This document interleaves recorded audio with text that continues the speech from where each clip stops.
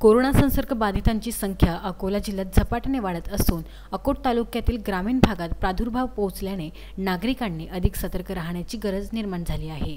ग्रामीण भागातील पणज येथील एका 57 वर्षीय इसमाचा कोरोना अहवाल शुक्रवारी पॉझिटिव्ह आल्याने गावात एकच खळबळ उडाली आहे। अकोट ग्रामीण पोलीस स्टेशनचे ठाणेदार ज्ञानोबा फळ, अकोट तहसीलदार राजेश गुरव, आरोग्य विभागाच्या पथकाने गावात जाऊन प्रशासनातर्फे उपाययोजना करून परिसर पूर्णपणे प्रतिबंधित करण्यात आला आहे। तसेच ग्रामपंचायतने परिसरात सॅनिटायझर फवारणी करून निर्जंतुकीकरण केले आहे। तसेच खबरदारी म्हणून परिसरातील नागरिकांची आरोग्याबाबत प्रशासन माहिती गोळा करत आहे।